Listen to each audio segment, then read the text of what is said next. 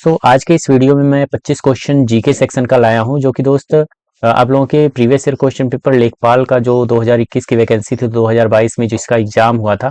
ठीक है, उसमें आप लोगों के 25 क्वेश्चन पूछे गए थे। इससे आप लोगों को एक आइडिया लगेगा कि जो आगामी आप लोगों का एग्जाम होने वाला है उसमें कैसे क्वेश्चन पूछे जा सकते हैं।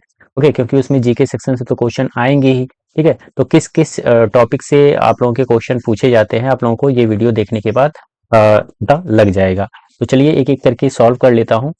तो यहाँ पर दोस्त फर्स्ट क्वेश्चन है, नई प्रौद्योगिकियों का उपयोग करके ईंधन की बढ़ी हुई दक्षता में मनुष्य और पर्यावरण को कैसे लाभ होता है। तो फर्स्ट है ईंधन का उत्पादन बढ़ेगा, ये तो बिल्कुल नहीं हो सकता। सेकंड है ईंधन उत्पादन की लागत घट जाएगी, ये भी नहीं होगा। सी है रिजर्वायर संचय में ईंधन की मात्रा बढ़ेगी, ये भी नहीं होगा। यहाँ पर ऑप्शन नंबर डी जो दिया है प्रदूषण और खपत में कमी आएगी, ये बिल्कुल राइट आंसर हो जाएगा इस क्वेश्चन का। ठीक है, क्योंकि दोस्त जब ईंधन की दक्षता आप लोगों की बढ़ती है, जब ईंधन की दक्षता आप लोगों की बढ़ती है तो कम ईंधन में अधिक काम होता है। ठीक है, अगर आप लोग कम ईंधन लगाएंगे तो अधिक काम होगा। ओके, जिससे प्राकृतिक संसाधनों की खपत कम हो जाती है और हानिकारक गैसों का उत्सर्जन घटने से प्रदूषण भी कम हो जाता है। तो यहाँ पर ऑप्शन नंबर डी जो है ये बिल्कुल राइट आंसर हो जाएगा इसका। ठीक है, चलिए नेक्स्ट क्वेश्चन देख लेते हैं। नेक्स्ट क्वेश्चन आप लोगों का ये रहा, यहाँ पर दिया है कौन नेपाल में हिमालय पर्वतमाला में एवरेस्ट बेस कैंप को फतह करने वाली सबसे कम उम्र के भारतीय पर्वतारोहियों में से एक बन गए हैं। तो यहाँ पर दोस्त चार ऑप्शन दिए गए हैं, रोशनी शर्मा, रिधम ममानिया, सी है निधि त्रिपाठी और चौथा है रजनी सेठ। ठीक है, तो यहाँ पर जो राइट आंसर होगा दोस्त वो हो जाएगा ऑप्शन नंबर बी, रिधम ममानिया। ये आप लोगों की महाराष्ट्र की है, मुंबई की 10 वर्षीय रिधम ममानिया है, जो कि दोस्त 2022 में एवरेस्ट बेस कैंप तक पहुंचने वाली सबसे कम उम्र की भारतीय पर्वतारोहियों में से एक बनकर यह उपलब्धि हासिल की है।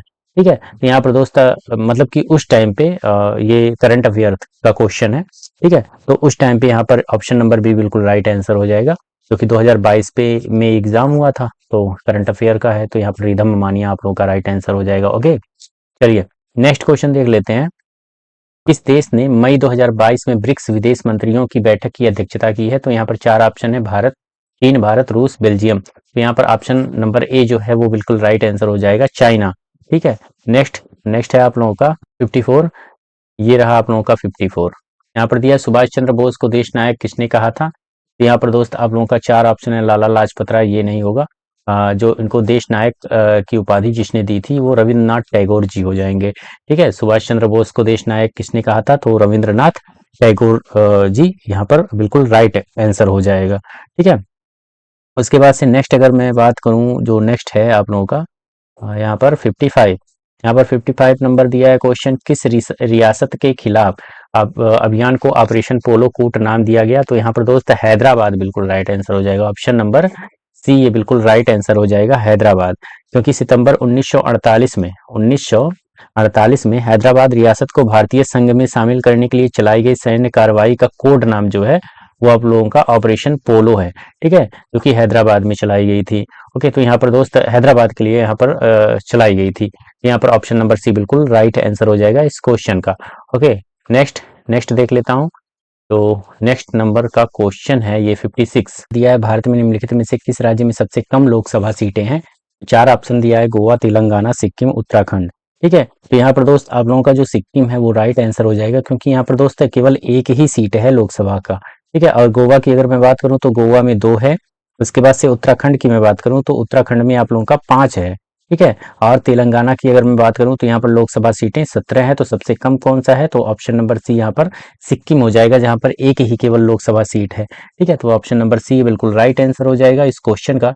नेक्स्ट चलिए देख लेते हैं। तो नेक्स्ट क्वेश्चन आप लोगों का दिया है ये, यहाँ पर दिया है EFT का पूर्ण रूप क्या होगा, EFT। तो यहाँ पर दोस्त आप लोगों का EFT का पूर्ण रूप इलेक्ट्रॉनिक फंड ट्रांसफर हो जाएगा। यहाँ पर ऑप्शन नंबर ए बिल्कुल राइट आंसर हो जाएगा इस क्वेश्चन का। ओके, इसके बाद से नेक्स्ट देखता हूँ। नेक्स्ट क्वेश्चन क्या है, नेक्स्ट क्वेश्चन आप लोगों का यहाँ पर बाफिन द्वीप वाला है। ठीक है, तो यहाँ पर आप लोगों का ये क्वेश्चन है, बाफिन द्वीप किस देश में स्थित है। तो यहाँ पर चार ऑप्शन है, बहामास, USA, जापान और कनाडा। तो यहाँ पर दोस्त आप लोगों का जो राइट आंसर हो जाएगा ऑप्शन नंबर डी, ये बिल्कुल राइट आंसर हो जाएगा, कनाडा। ठीक है, नेक्स्ट आप लोगों का है प्रेस की स्वतंत्रता। इतना इजी क्वेश्चन दिया था, अगर कोई अच्छे से थोड़ा सा भी पढ़ा होगा तो 25 में कम से कम 21 से 22 क्वेश्चन तो वो आराम से सही कर सकता है। ठीक है, तो नेक्स्ट क्वेश्चन आप लोगों का ये है, आप लोगों का प्रेस की स्वतंत्रता भारत के संविधान के किस अनुच्छेद के तहत निहित है? तो यहाँ पर दोस्त आप लोगों का अनुच्छेद 19 हो जाएगा, आर्टिकल 19। ठीक है, इसके तहत जो है आप लोगों का प्रेस की स्वतंत्रता दिया गया है 19 एक ए में। ठीक है, आर्टिकल 19 फर्स्ट ए में यहाँ पर दोस्त आप लोगों का भाषण और अभिव्यक्ति की स्वतंत्रता है, तो यहाँ पर दोस्त आप लोगों का प्रेस की स्वतंत्रता भी दिया गया है। ठीक है, इसी के अंतर्गत प्रेस की स्वतंत्रता भी शामिल है। तो यहाँ पर ऑप्शन नंबर ए बिल्कुल राइट आंसर हो जाएगा इस क्वेश्चन का। नेक्स्ट नेक्स्ट देख लेता हूँ। नेक्स्ट आप लोगों का ये रहा। पर नेक्स्ट है, किस पंचवर्षीय योजना के बाद रोलिंग प्लान लागू किया गया? तो यहाँ पर दोस्त आप लोगों का जो 5वीं पंचवर्षीय योजना है, इसी के बाद रोलिंग प्लान जो है लागू किया गया था। तो 5वीं पंचवर्षीय योजना है दोस्त, वो आप लोगों का चला था 1974 से लेकर 1978 तक।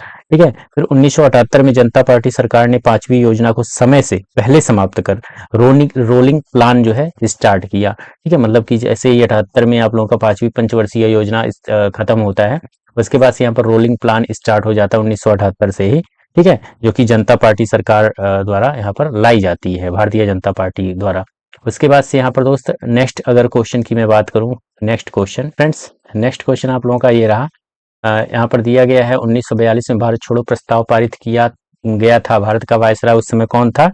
तो यहाँ पर दोस्त जो आप लोगों का 1942 में जब भारत छोड़ो प्रस्ताव पारित किया गया, तो उस समय भारत उसका जो वायसराय था वो कौन था? तो यहाँ पर दोस्त आप लोगों का option number A Lord Linlithgow ji थे। ये ऑप्शन नंबर ए बिल्कुल राइट आंसर हो जाएगा। उसके बाद से नेक्स्ट देख लेता हूँ। नेक्स्ट क्वेश्चन आप लोगों का ये रहा। यहाँ पर दिया है बीसी राय पुरस्कार किस क्षेत्र में दिया जाता है? तो यहाँ पर दोस्त आप लोगों का चिकित्सा आप लोगों का बिल्कुल राइट आंसर हो जाएगा। चिकित्सा क्षेत्र में बीसी राय पुरस्कार दिया जाता है।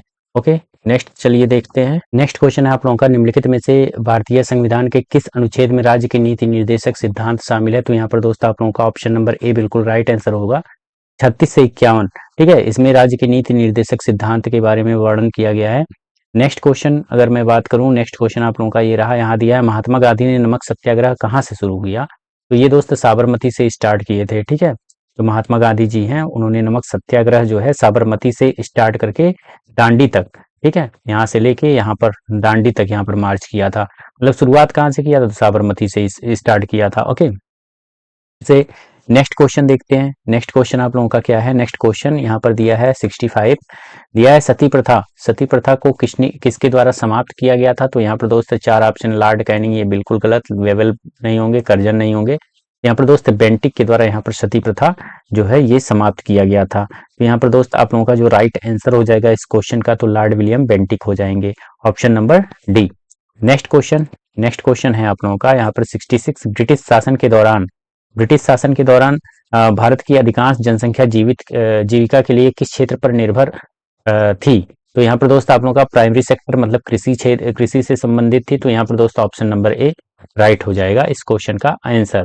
ओके, नेक्स्ट क्वेश्चन आप लोगों का ये रहा। यहाँ पर दिया है उत्तर प्रदेश भारतीय संघ में कितने राज्यों के साथ अपनी सीमा साझा करता है? उत्तर प्रदेश भारतीय संघ में कितने राज्यों के साथ अपनी सीमा जो है साझा करता है? तो यहाँ पर दोस्त ऑप्शन नंबर बी यहाँ पर 8 जो है राज्यों के साथ वो अपनी सीमा साझा करता है। कौन? उत्तर प्रदेश। यहाँ पर 8 बिल्कुल राइट आंसर हो जाएगा। ओके, और एक मिनट, यहाँ पर आप लोगों का 8 तो होगा ही, लेकिन राज्य पूछा है संघ में, भारतीय संघ में कितने राज्यों के साथ। अगर पूछ लेता है यहाँ पर दोस्त आप लोगों का कितने केंद्र शासित प्रदेश, तो एक केंद्र शासित प्रदेश के साथ ये सीमा साझा करता है। ठीक है, और बाकी 8 राज्यों के साथ ये सीमा साझा करता है। कौन? उत्तर प्रदेश। तो उसके बाद से 68 है, उत्तर प्रदेश की अर्थव्यवस्था किस पर आधारित है? तो यहाँ पर कृषि ही हो जाएगा, आप लोगों का जो राइट आंसर हो जाएगा ऑप्शन नंबर बी, कृषि। ठीक है, जैसे वहां पर आप लोग प्राइमरी सेक्टर देखे थे, प्राइमरी सेक्टर पर सबसे ज्यादा जो है जनसंख्या आश्रित है। इसी तरह से उत्तर प्रदेश की अर्थव्यवस्था किस पर निर्भर है? तो यहाँ पर कृषि प्राइमरी सेक्टर हो जाएगा, ऑप्शन नंबर बी बिल्कुल राइट आंसर हो जाएगा इस क्वेश्चन का।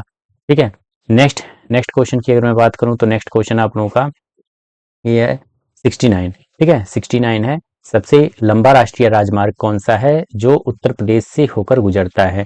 तो उत्तर प्रदेश से होकर गुजरता है, तो यहाँ पर दोस्त ऑप्शन नंबर सी जो है वो बिल्कुल राइट, NH2 जो है ये बिल्कुल राइट आंसर हो जाएगा। ठीक है, NH4 नहीं होगा, NH8 नहीं होगा। ठीक है, बाकी NH जो 2 है ये आप लोगों का उत्तर प्रदेश से होकर गुजरता है, तो ऑप्शन नंबर सी राइट होगा। ठीक है, नेक्स्ट क्वेश्चन की अगर मैं बात करूँ तो नेक्स्ट क्वेश्चन आप लोगों का है, निम्नलिखित में से किस अनुसूचित जनजाति, एक मिनट,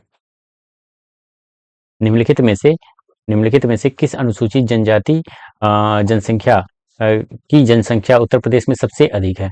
तो यहाँ पर दोस्त उत्तर प्रदेश में सबसे ज्यादा थारू जो जनसंख्या, ऑप्शन नंबर बी, ये सबसे ज्यादा है। ठीक है, तो ऑप्शन नंबर बी बिल्कुल राइट हो जाएगा इस क्वेश्चन का आंसर। ओके, नेक्स्ट क्वेश्चन है दोस्त, यहाँ पर दिया है निम्नलिखित में से कौन सा जलडमरू मध्य भूमध्य सागर को अटलांटिक महासागर से जोड़ता है? तो यहाँ पर दोस्त चार ऑप्शन है, होर्मुज के जलडमरू मध्य, जिब्राल्टर का जलडमरू मध्य, बोस्फोरस जलडमरू मध्य और डोवर जलडमरू मध्य। यहाँ पर दोस्त जो है भूमध्य सागर को अटलांटिक महासागर से जोड़ने वाला जो जलडमरू मध्य है वो हो जाएगा आप लोगों का जिब्राल्टर जलडमरू मध्य। ऑप्शन नंबर भी बिल्कुल राइट आंसर हो जाएगा।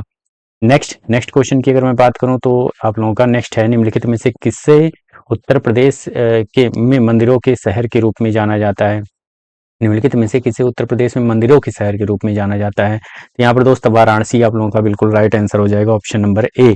ठीक है, वाराणसी को दुनिया के सबसे पुराने जीवित शहरों में से एक माना जाता है। ठीक है, ये वाराणसी जो है ये दुनिया के सबसे पुराने जीवित शहरों में से एक माना जाता है और इसे अपनी आध्यात्मिक महत्ता और अनगिनत मंदिरों के कारण मंदिरों का शहर कहा जाता है। ठीक है, तो यहाँ पर ऑप्शन नंबर ए बिल्कुल राइट आंसर हो जाएगा इस क्वेश्चन का।